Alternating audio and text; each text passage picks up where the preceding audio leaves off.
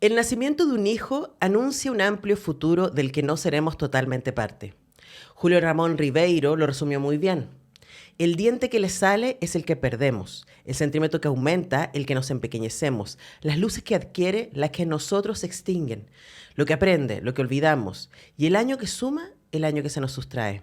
Es un pensamiento hermoso cuyo sesgo turbulento, sin embargo, ha desquiciado a millones de hombres. Pienso en padres de otras generaciones, aunque es absurdo suponer que las cosas han cambiado.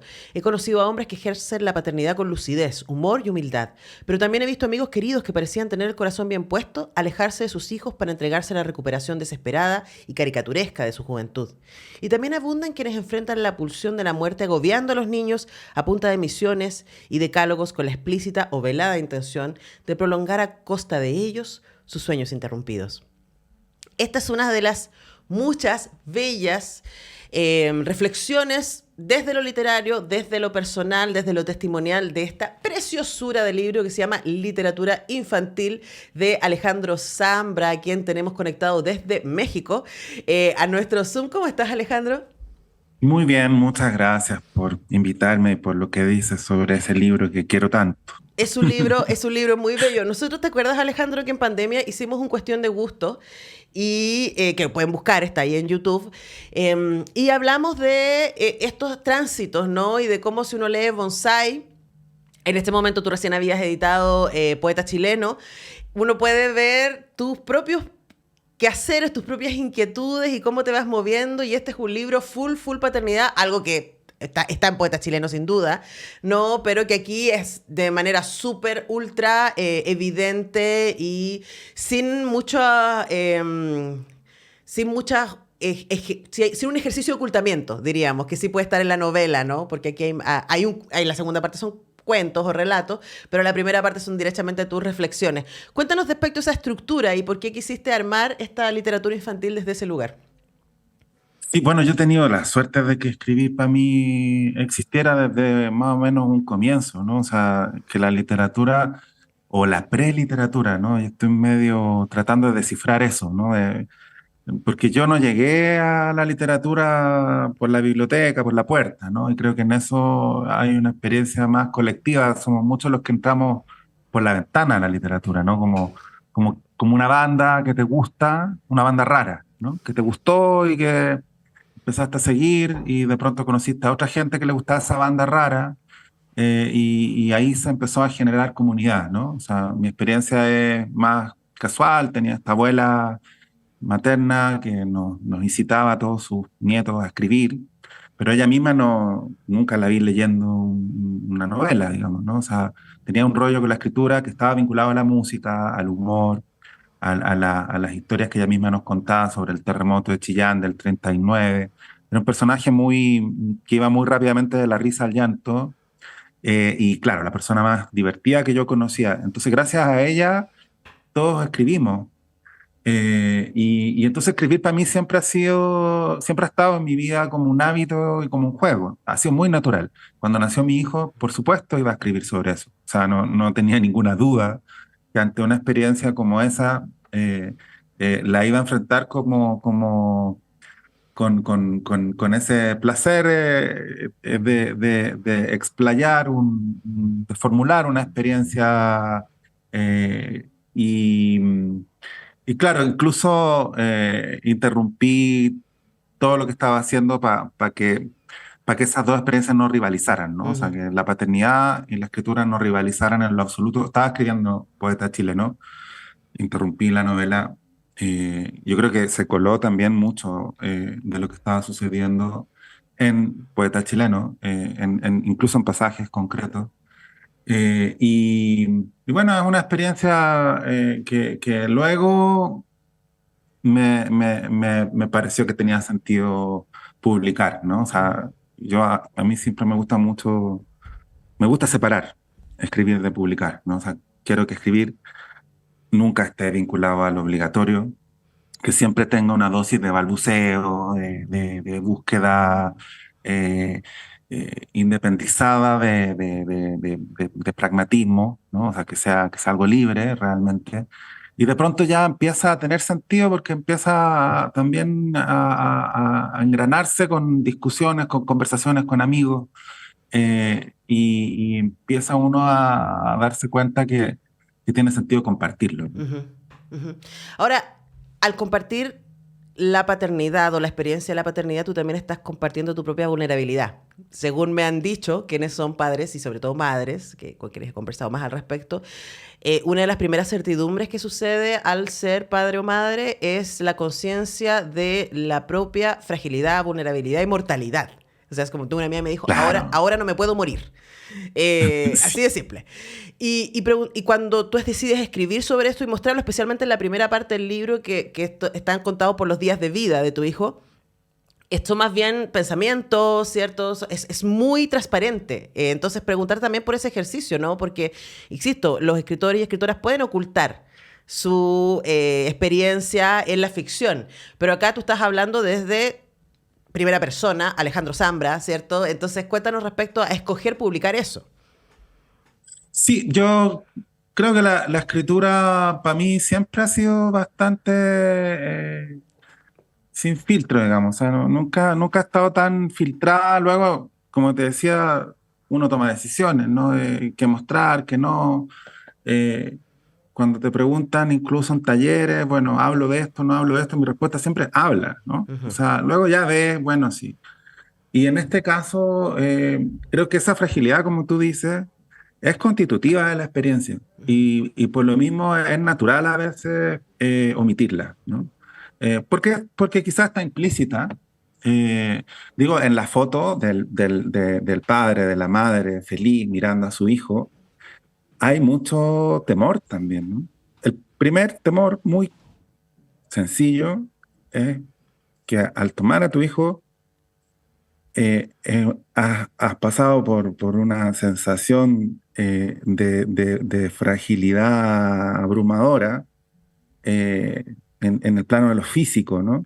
O sea, sientes que se te puede caer, ¿no? ujú. Entonces, esa sonrisa coexiste con la sensación de que se te puede Con caer, el terror. que todo se puede venir abajo. Entonces, no necesitamos películas de terror, ¿no? O Ujú. sea, te dicen, bueno, puede dejar de respirar tu hijo.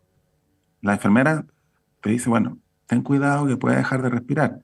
Asegúrese de que su hijo respire, ¿no? O sea, ya esa sola, pues además no hay manera de asegurarse de que tu hijo respire, ¿no? Bueno, de hecho, el libro parte así, ¿no? De cómo tú aguantas la respiración para saber si está respirando o no. Ahora, Claro, ese mismo que tú dices, bueno, ya no me puedo morir.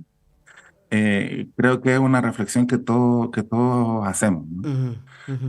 Y lo que cambia, por supuesto, está en muchos niveles, pero cambia tu idea de la muerte. Sí, Eso es lo primero que cambia, ¿no?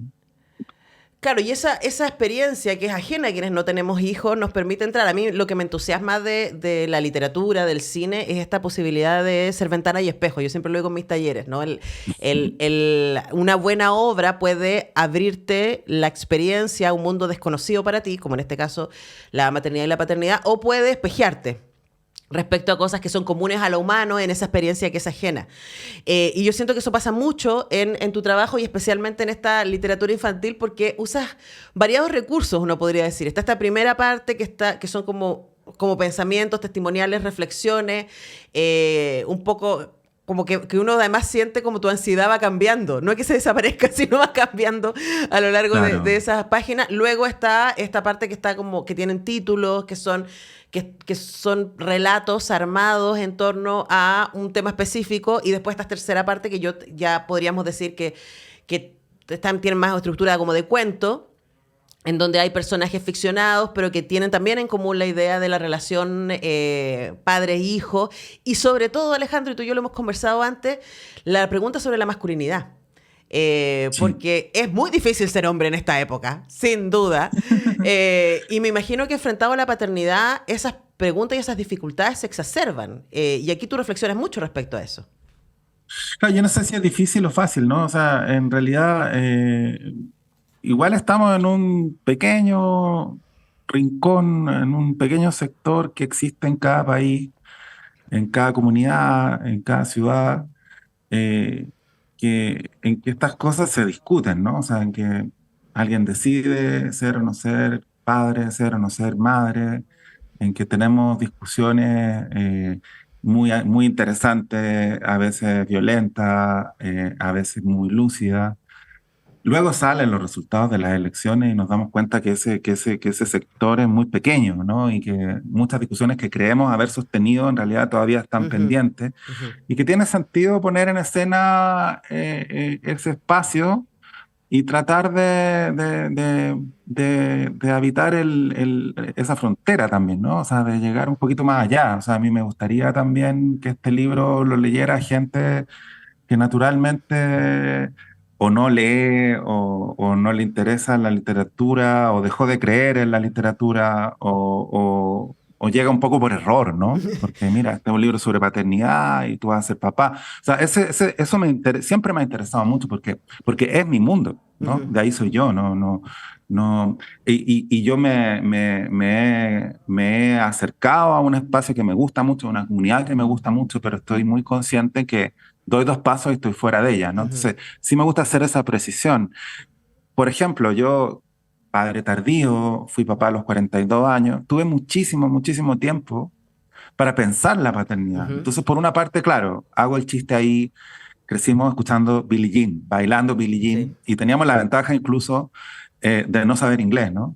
Entonces, crecimos bailando una canción sobre la paternidad irresponsable. claro. Y luego, así como las mujeres crecieron agobiadas por la maternidad, con esta equivalencia entre ser madre y ser mujer, nosotros crecimos liberados de la paternidad, o sea, nos enseñaban a ser hombres, pero no a ser padres, ¿no? Parecía que no tenía que aprender nadie a ser padre, porque ser padre en el fondo era un señor que eh, salía muy temprano en la mañana, llegaba en la noche, y de pronto estaba el fin de semana.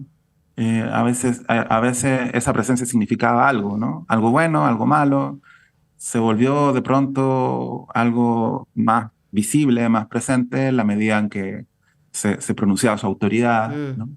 Eh, pero claro, eso luego, toda la reflexión real sobre la paternidad sucedió más bien viendo a los amigos, experimentando la paternidad de otras maneras, Claro, como la padrastría. pero en ese Bueno, caso, tú eres parte de esa generación de hombres que se están haciendo esa pregunta y que además están disfrutando de la paternidad. Hay claro, una cosa, yo le yo lo decía, paso chancho, la se lo verdad. leía recién a la Tania, que tú pones al final del libro, ¿no? Y que tú le dices a tu hijo, ni siquiera estoy seguro de querer que leas este libro. No es necesario, por supuesto. Existe gracias a ti y eres tú su principal destinatario, pero lo escribí sobre todo para compasar con mis amigos los misterios de la felicidad. Y sabéis que me parece que es un libro tan celebratorio, literatura infantil, pensando en un país de guachos, históricamente, en donde hemos pasado del padre decimonónico, que es pura autoridad, ¿cierto? A los padres ausentes que les tocó a mi generación, que como tú decías era este señor que salía muy temprano, que incluso si se quedaba, que sabemos que Claro, no era necesariamente la mayoría de los casos, la persona que educaba y que estaba y que tomaba las decisiones sobre los hijos en general era la mamá, y el papá era como este claro. referente, ¿no? Así como, espérate que llegue tu padre.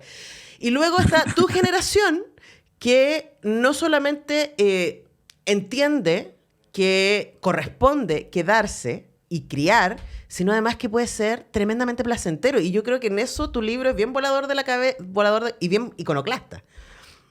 Es que sabes que, bueno, confluyen muchas cosas que han sucedido y que de pronto no las hemos registrado tanto, ¿no?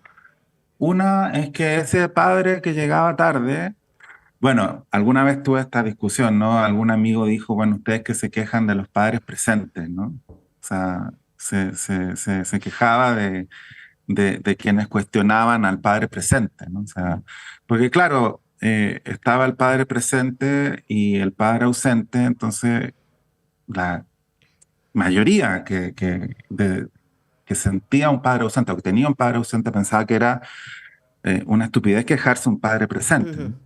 Y se le pedía solo eso, ¿no? Que Claro, tu papá estuviera está en la presente. casa, existe. Claro, esa era, pero éramos todos muy de la mamá. Ujú. Sí. O sea, incluso el acercamiento a la literatura, ¿no? O sea, la literatura era, el lenguaje era femenino. El lenguaje era la sobremesa, era la once. Ujú. Eran esas horas, esas 2, 3 horas en que se liberaban las reglas y la once se transformaba en once comida y de pronto había guerra de migas de pan. Ese espacio era completamente femenino y uno estaba ahí como niño medio decolado. Y era puro placer y había esplendor verbal, un esplendor verbal totalmente ausente en la dictadura, Ujú, ¿no? Entonces, yo creo que es muy común en la experiencia de quienes escribimos ese vínculo, ¿no? Con lo materno. La lengua materna era realmente la lengua de la mamá, digamos, coincidía con la lengua de la mamá. ujú. Pero bueno, hay mil cosas, como por ejemplo que esos mismos padres sí cambiaron un poco, porque expresaron su infelicidad, ¿no? Esos padres cuando llegaron a los 60 años, a los 65 años, chucha, cacharon que la jubilación no les servía para nada, que Ujú. obedecer las normas no les había servido para nada y que tenían que taxear, Y que se ¿no? habían perdido de algo también. Yo creo Claro, que... claro, y que tenían que seguir trabajando. Ujú. Y sus hijos vieron esa infelicidad y al final sus nietos vieron esa infelicidad. O sea, eh, mucha rebeldía juvenil ahora yo creo que tiene el ejemplo del abuelo, ¿no? Porque el Mm, vínculo entre nietos y abuelos suele ser un vínculo mucho más armónico. Entonces ellos han visto a estos abuelos infelices. Y dicen, bueno, en realidad yo no quiero que me pase lo mismo que mi abuelo, pero yo quiero a mi abuelo. Entonces la lucha generacional no es tan cerrada, no es tan eh, padres contra hijos, ¿no? Es más compleja que eso, es más abigarrada, ¿no? O sea, y- como este nieto dice, bueno, yo no quiero que me pase lo mismo que mi abuelo, pero yo amo a mi abuelo. claro, A mí me duele lo que le pasó a mi abuelo. Entonces por eso lucho por la jubilación. sí. No porque esté pensando en que voy a jubilar, ¿no? Entonces, por ahí va una hebra, o sea, hemos visto a esos padres fracasar y ser capaces de expresar el fracaso, porque nuestra idea de los padres, este padre ausente o semipresente, era la figura monolítica que calzaba con la del dictador, ¿no? Claro. Pero luego esos mismos padres expresaron sus dudas y lloraron. Vimos a nuestros padres llorar, ya no Mm. solo porque había perdido Colo-Colo, ¿no? De pronto ya los vimos llorar, y ya vimos que eran frágiles y nos atrevimos a ser frágiles justo a tiempo, creo Claro. yo. Sí, además yo estaba pensando que esa como lucha intergeneracional coincide en nuestra generación, ¿no? Con la lucha también del feminismo. Y por supuesto hay muchos feminismos, es muy plural, hay muy diverso. Yo soy de la escuela de que los hombres no solamente son aliados, no deberían ser solamente aliados, sino también ellos deberían ir por una lucha feminista en la lógica de que uno de los mandatos, ¿cierto?, que es proveer y cuidar y ser fuerte, ¿cierto?, y ser resolutivo y ser activo, ha distanciado a los hombres de su propia experiencia de paternidad. Y un poco acá en literatura infantil tú abrazas, ¿cierto? Esa idea de que está bueno compartir la crianza, ¿no? Que está bueno quedarse en la casa, que está bueno ser la persona que se levanta temprano. O sea, que tú dices, la primera persona que ve a mi hijo en la mañana es a mí, no a tu compañera, ¿no? Entonces, creo que también hay una reivindicación como de esa experiencia que en términos patriarcales, pero también productivos, se les ha quitado a los hombres, que es la experiencia del cariño delicioso que puede tener el acompañar el crecimiento de un hijo o de una hija.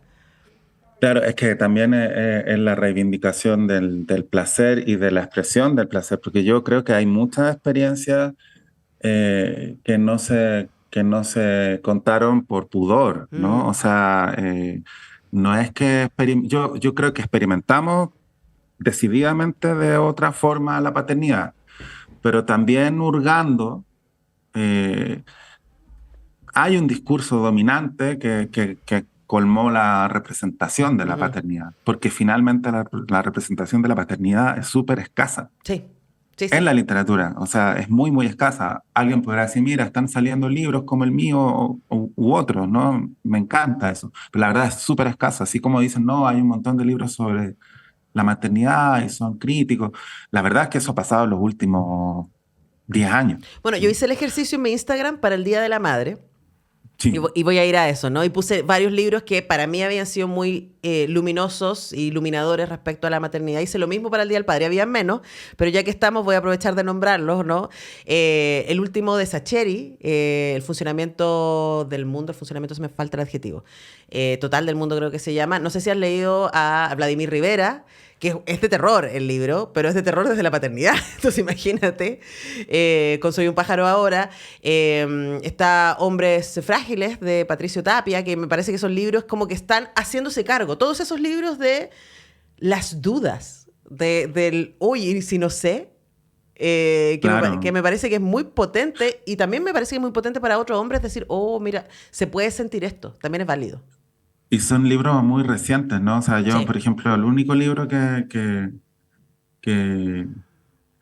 encontré recientemente más clásico de Hawthorne, que se llama 20 días de Julián y Conejito, que el año pasado se reeditó, es una rareza total, Sí. ¿no? O sea, Mm, Hawthorne dice, bueno, mi esposa se va con las niñas, yo me quedo con Julián, niño de 5 años, y durante 20 días lo observa, lo cuida, es un padre bien adelantado a su época, porque claro. no cree en los castigos físicos, y en esa época todos los niños le aforraban, era parte de la crianza, ¿no? Este padre no lo hace, observa, se abruma, valora el trabajo de su mujer, sí está en una posición medio deportiva al respecto, ¿no? Claro, claro. Son Pero es vacaciones. muy impresionante que sea uno de los pocos testimonios sobre algo equivalente a lo que podría hoy día ser, ojalá, normal.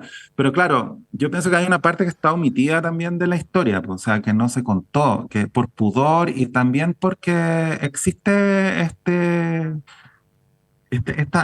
así como no sé, de pronto en el cine se decidió que la gente cuando habla por teléfono no se despide, ¿no? O sea, se Ujú. decidió eso y ya lo normal es que nadie se despida. Y en la realidad la gente se sigue despidiendo, Ahora, pero en yo las creo, películas no. Hay como una convención que tiene que ver con la expresión de sentimientos en sí, la po, literatura que ya no se condice con la pero de realidad. los hombres. O sea, Y de los hombres, claro, hay claro, como ¿no? un Y de los eco. hombres heterosexuales, porque yo creo que a nosotros nos enseñó a expresar sentimientos Manuel Puig, Pedro Lemebel, o sea, escritores gay. Sí, sí, O sea, que entró en la construcción heterosexual lo homosexual, o sea, la sí. representación de una masculinidad vasta, abigarrada, compleja, verdadera, digamos, ¿no? Diversa. Ahora, Sí, conversamos con Alejandro Zambra a propósito de literatura infantil, pero como ven, siempre tenemos muchísimas cosas que conversar. Y Alejandro, antes que se me vaya el tiempo, tengo una última pregunta, porque a mí me pasa que yo no conozco a Silvestre, que es tu hijo. Pero he leído mucho sobre Silvestre. sí. Entonces, yo creo que no sé si hay un niño más literario en la literatura, porque, bueno, quien no sepa, no tiene por qué saber, Alejandro Zambra, la mamá de Silvestre es Yamina Barrera, que es una gran, gran escritora mexicana, que escribió un libro precioso que se llama Lina Nigra, que yo se lo he regalado a todas mis amigas que están embarazadas, así como, tienes que leer esto, todo esto está bien.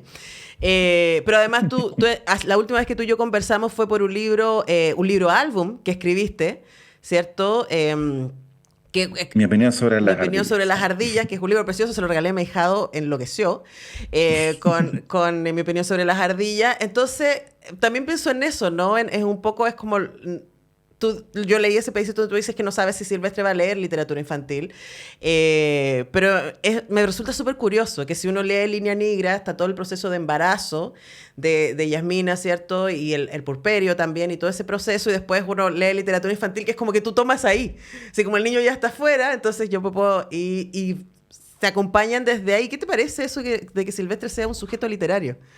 Sí, bueno, ahí, ¿qué le parecerá a él en el futuro? Pero por ahora él está muy eh, implicado en estos procesos, ¿no? O sea, una casa muy literaria, lo que yo creo que tiene sentido porque eh, finalmente eh, el, el espacio lo intervinimos, o sea, en el fondo los escritores trabajamos en la casa, ¿no? Ujú. Entonces creo que tiene que haber ahí una armonía, eh,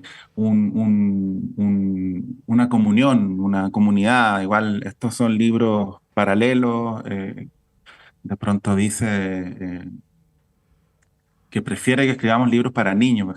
Jamina también escribió un libro sobre los nombres de los animales, que a Silvestre le gusta mucho. Entonces, Vamos. si nos dice, bueno, ya, pero escriban libros para niños, libros Mira, con dibujos, no con... alcanzamos a entrar porque de hecho me ultrapasé en esta entrevista. Tarea me está mirando con cara de ya para. No alcanzamos a hablar de tu concepto de literatura infantil, de todas las odas que le hace aquí a la gente increíble que escribe libros para niños. Solo voy a decir que la portada está hecha además por Liniers, que es un autor que admiramos muchísimo. Alejandro Zambra desde México, qué placer conversar contigo. Te mando un abrazo. Bueno, ya la seguimos en otra oportunidad. La seguimos, Muchas por gracias favor. por Cuando la vengas a Chile, ahí nos conversación. abrazamos. Que estés muy bien. Ya pues. Nosotros vamos rápido, rápido a la pausa y ya regresamos.